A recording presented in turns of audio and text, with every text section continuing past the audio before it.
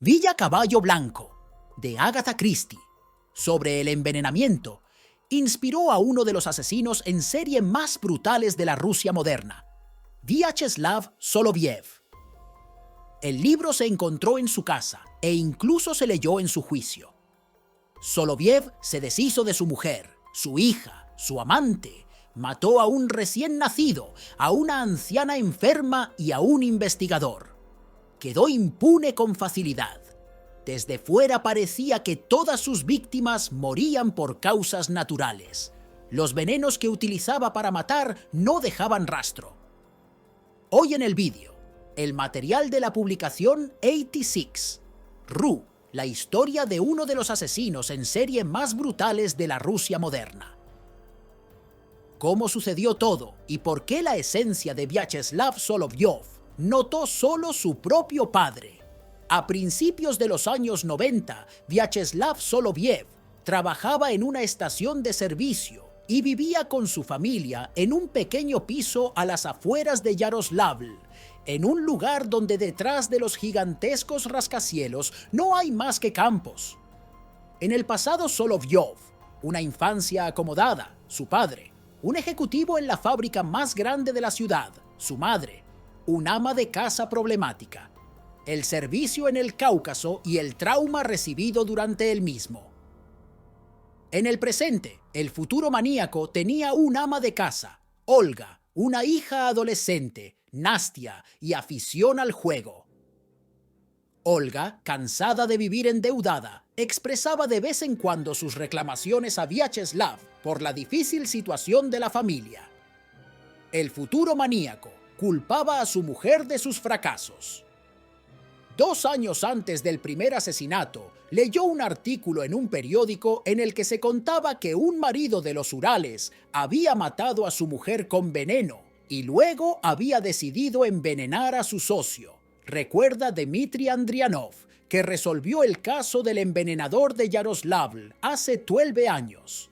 Entonces era investigador en la fiscalía, ahora es fiscal de distrito. El veneno utilizado le permitió hacerlo de forma latente, es decir, disimular el efecto del veneno bajo otra enfermedad del organismo.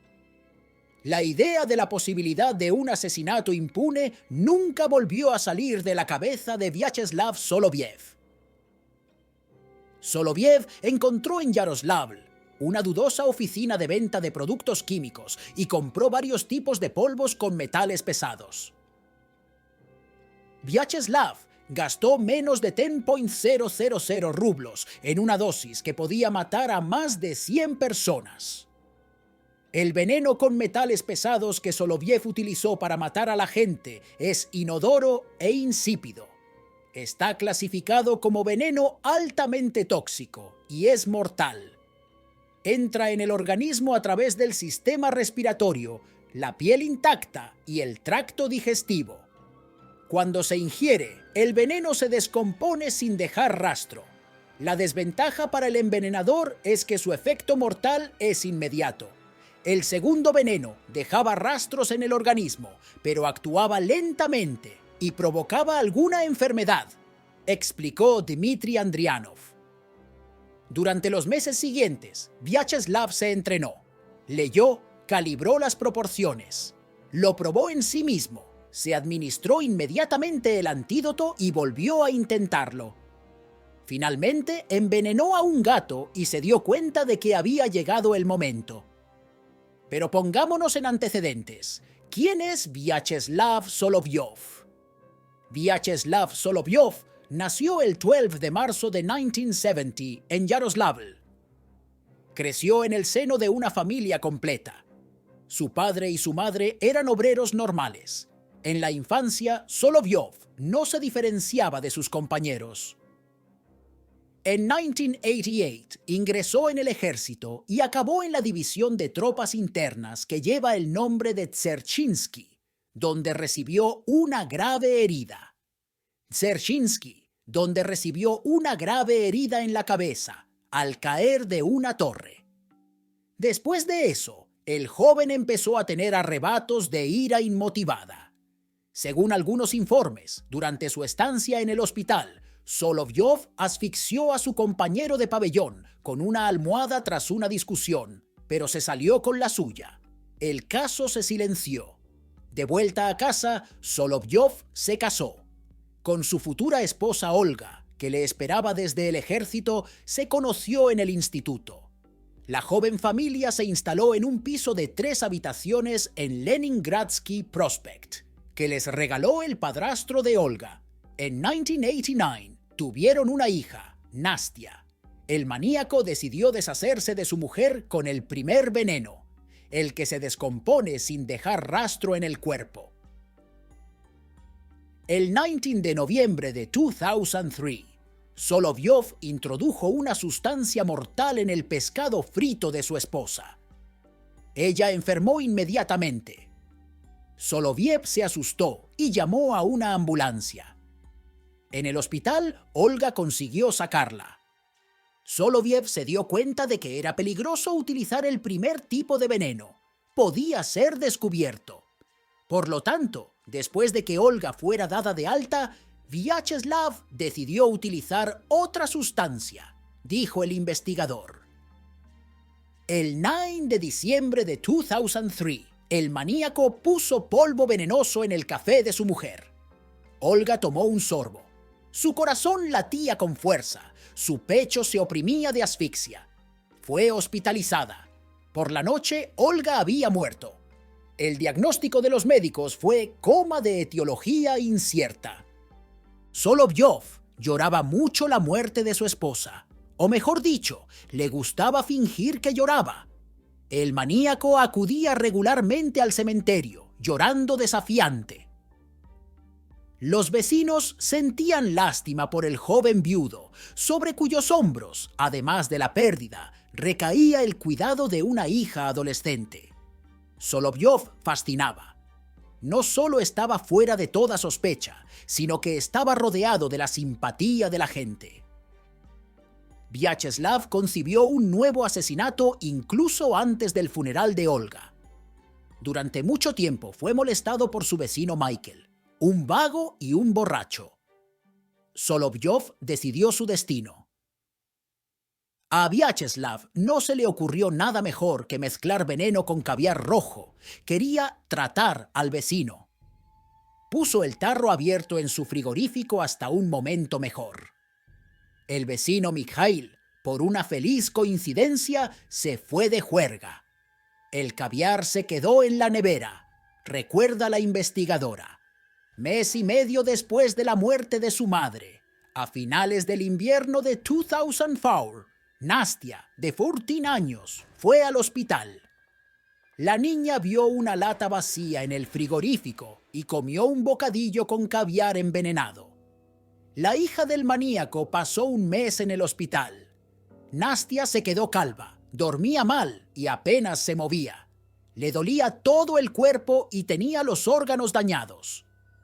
En marzo de 2004, le dieron el alta para recibir tratamiento. Nastia pasó algún tiempo en la dacha de sus abuelos, los padres de Vyacheslav. Mejoró durante un tiempo.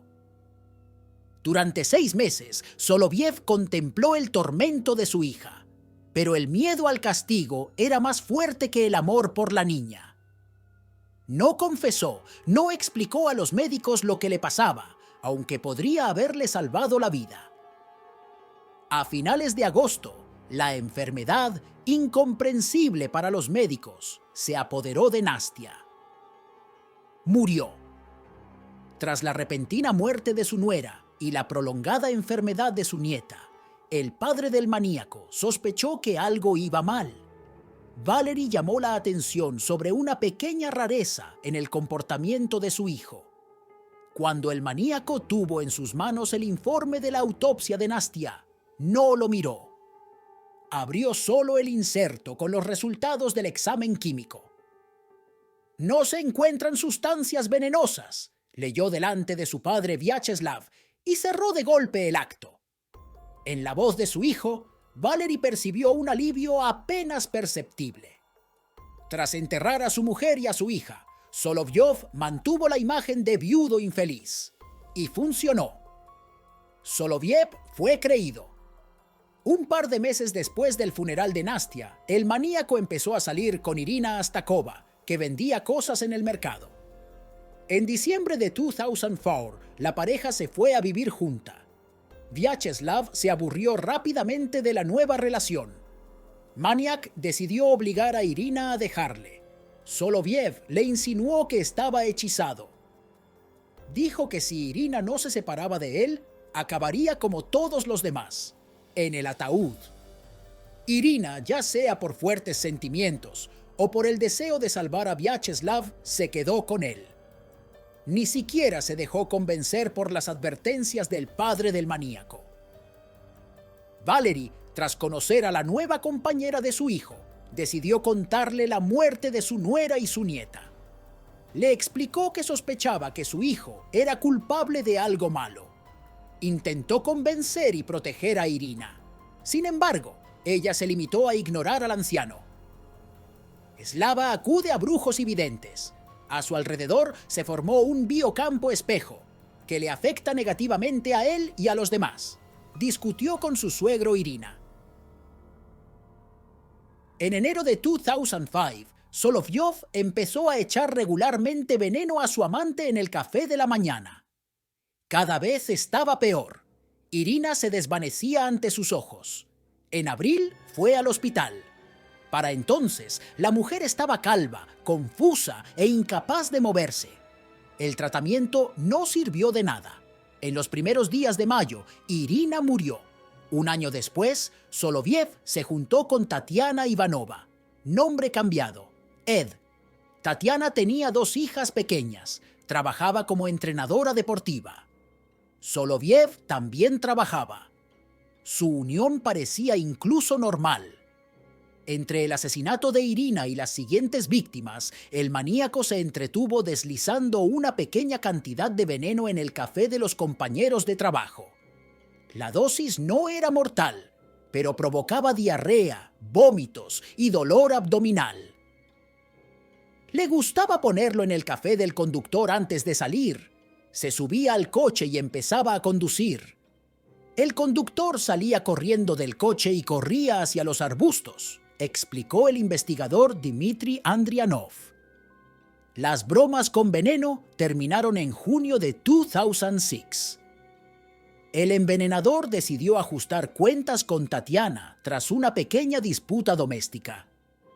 Soloviev esperó un momento oportuno para colarle el veneno. En ese momento llevaban saliendo unos 6 meses. A mediados de mes, Soloviev viajó con Tatiana a casa de su abuela en Krasny Profintern. Como invitados, charlaron y tomaron té. Vyacheslav pensó que el momento para el asesinato es ideal.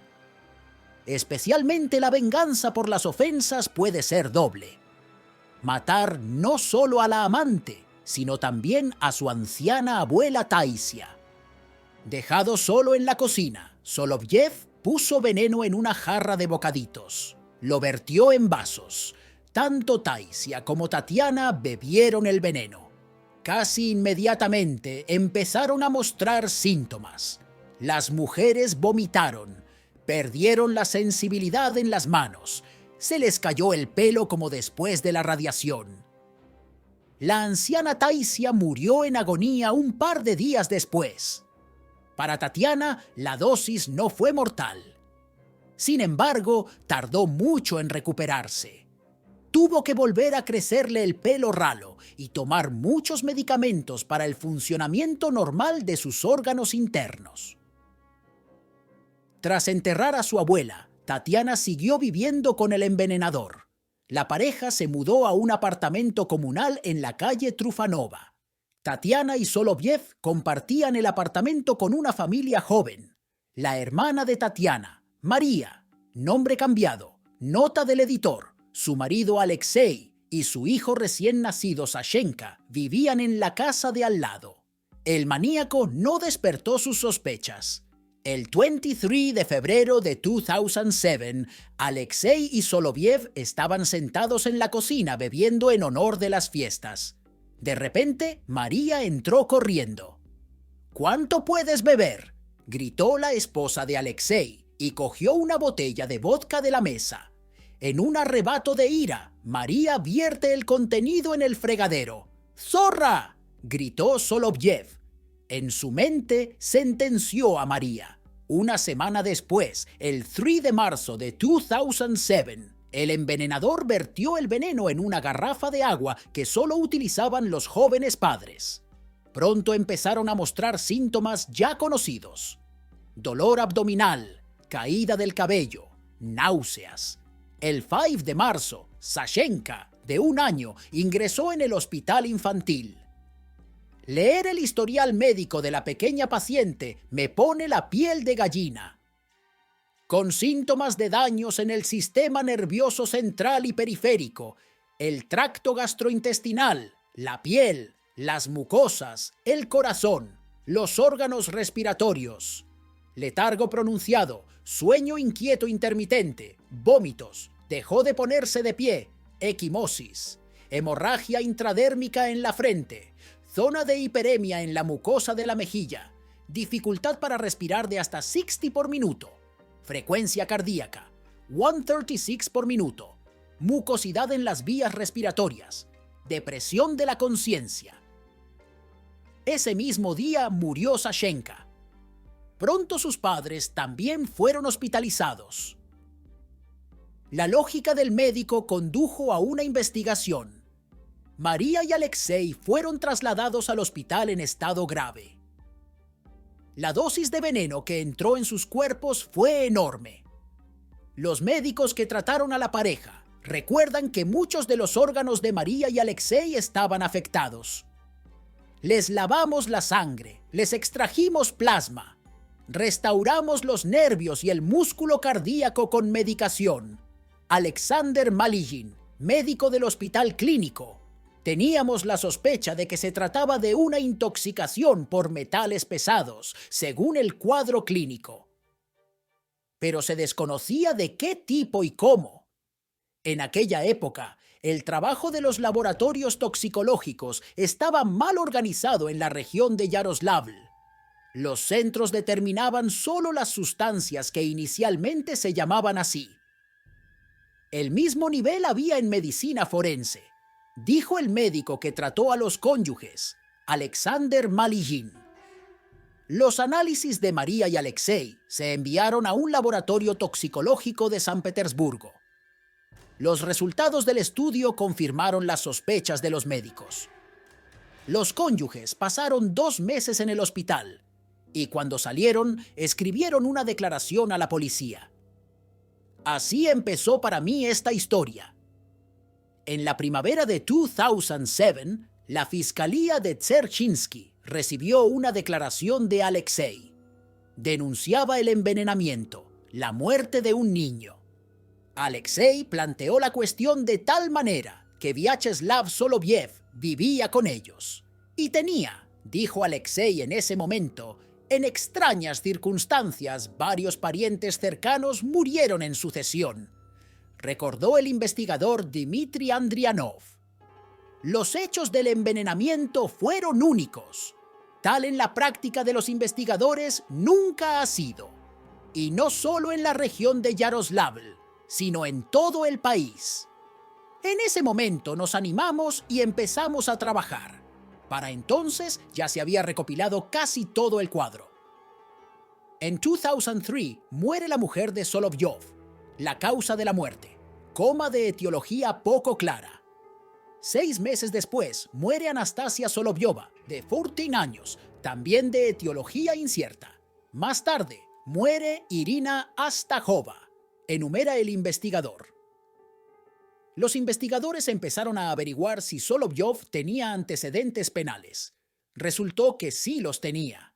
El envenenador se metió una vez en una pelea de borrachos y apuñaló a su oponente con un cuchillo. Resultó que el caso fue investigado por Valery Sherbakov. Yo le conocía muy bien y estaba fresco en mi memoria que murió repentinamente. Era un tipo duro, carismático, brutal. Y según recuerdo ahora, después de algún fin de semana fuimos a trabajar y nos enteramos de que Valera se había ido. Algo le había pasado en el corazón. Comparamos estos hechos, dijo Dmitry Andrianov, investigador del caso del envenenador.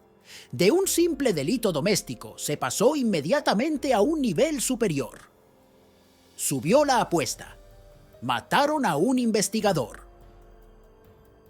Unos meses antes de que mataran al investigador policial Valery Sherbakov, en el invierno de 2006, Vyacheslav Soloviev fue llevado a la comisaría del distrito de Dserchinsky de la ciudad. En una pelea de borrachos, el envenenador apuñaló con un cuchillo a un visitante del bar. En aquel momento, el maníaco acababa de matar a la anciana abuela de su amante y se había mudado a un piso comunitario con una familia joven.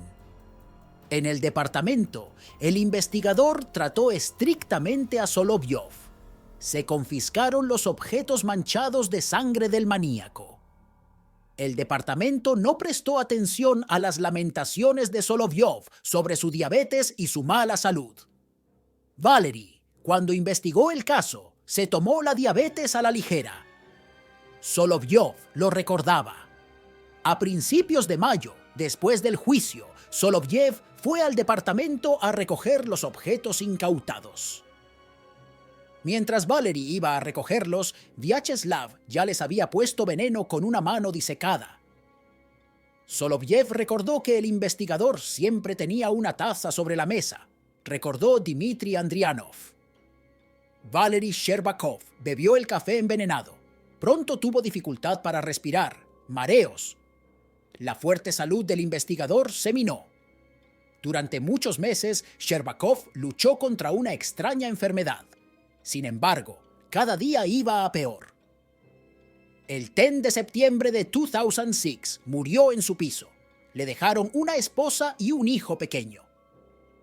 El padre del envenenador acudió a los investigadores.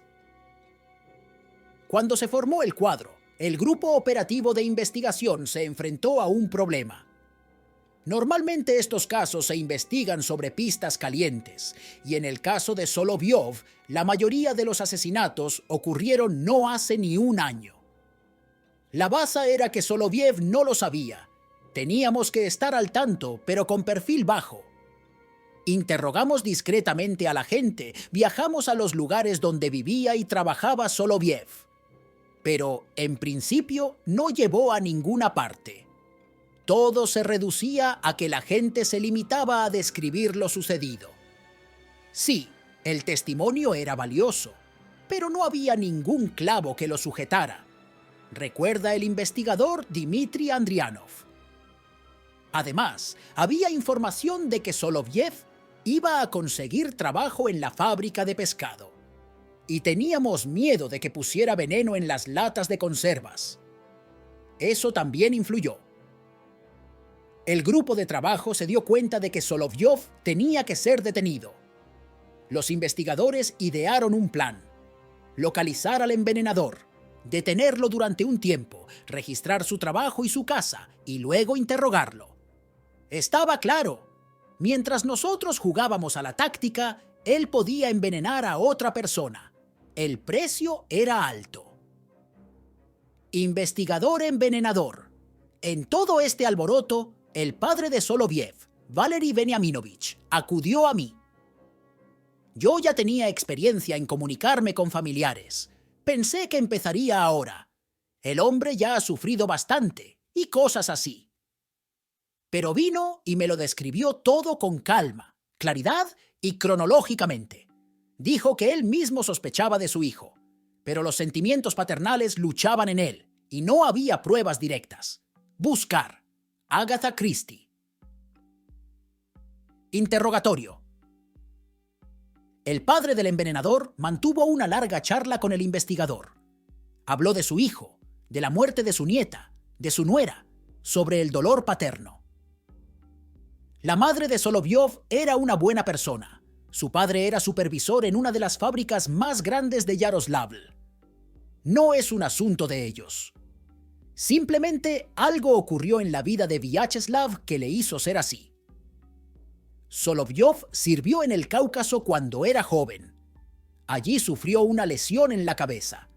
y su padre supuso que durante el servicio revisó su vida, cambió su visión de las cosas, dijo Dmitry Andrianov. Mi padre llamaba a cada cosa por su nombre, que estaba decepcionado, por decirlo suavemente.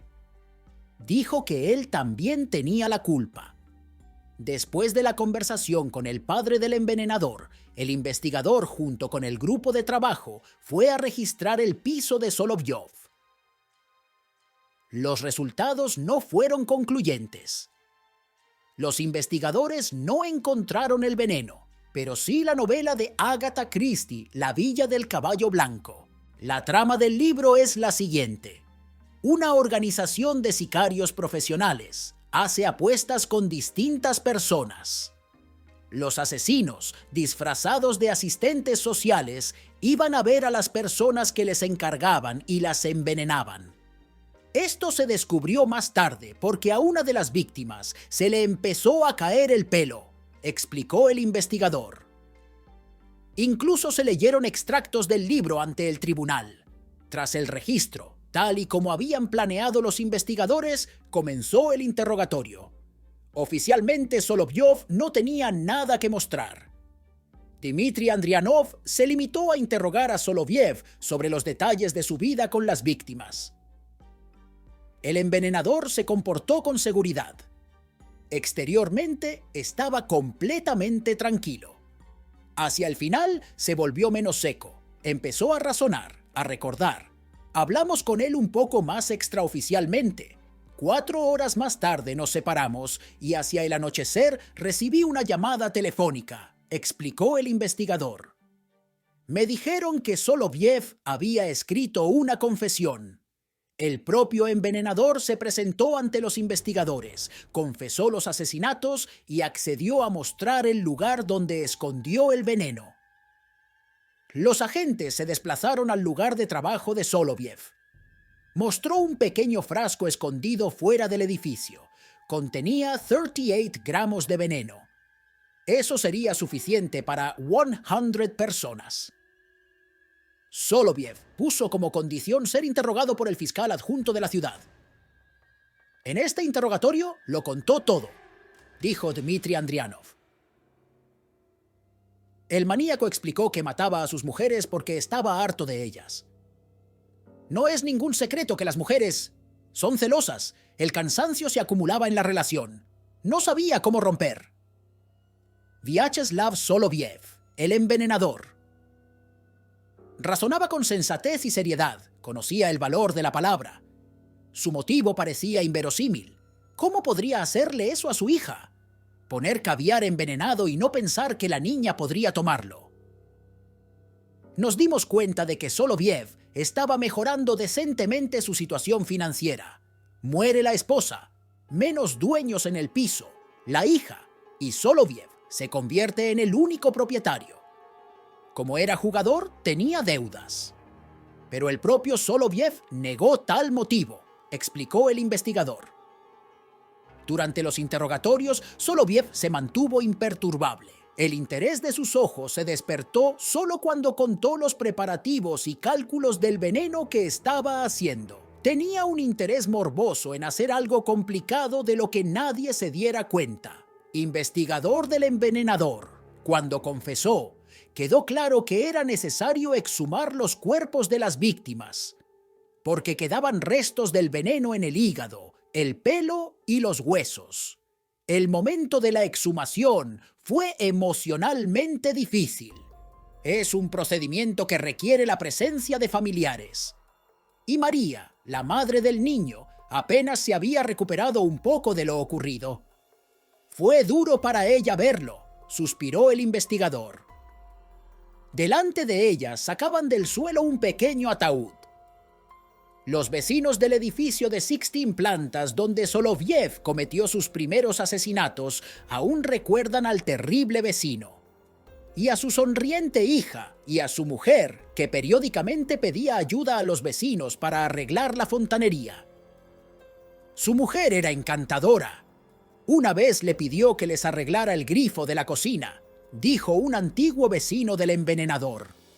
Recuerdo que su 9 Burdeos estaba siempre aparcado en nuestra entrada. Parecía un tipo normal y corriente. Solo vivía en el piso 13. Supongo que vivía en el piso 13 por una razón. Recorrimos el bloque de pisos por todos lados. Buscábamos vecinos que conocieran a Vyacheslav Solovyov. En la esquina de la casa encontramos a una pensionista menuda con una boina roja. ¿Conocía a Vyacheslav Solovyov? Claro que le conozco, nos dijo la mujer.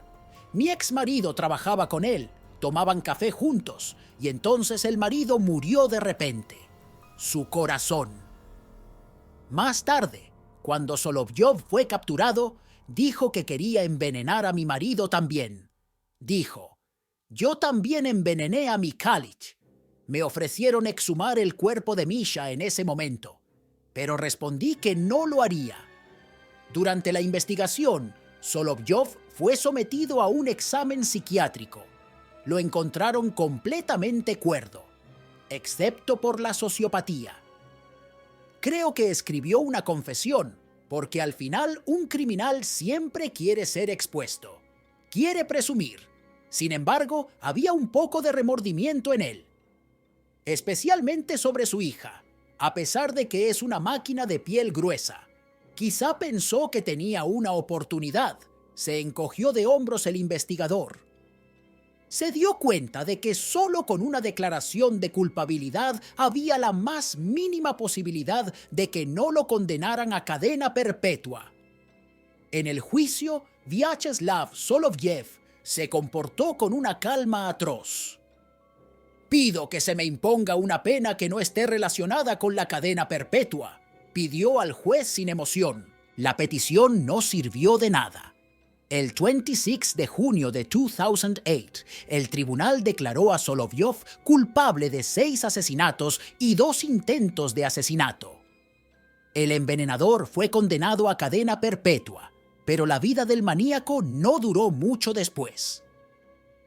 En la noche del 1 al 2 de diciembre de 2008, Vyacheslav Solovyov murió en la celda del centro de detención. El examen forense estableció que la causa de la muerte fue flemón, inflamación purulenta de los tejidos subcutáneos. Los expertos expresaron la opinión de que la salud de Solovyov para entonces había sido completamente dañada por experimentos con venenos, muchos de los cuales había probado en sí mismo.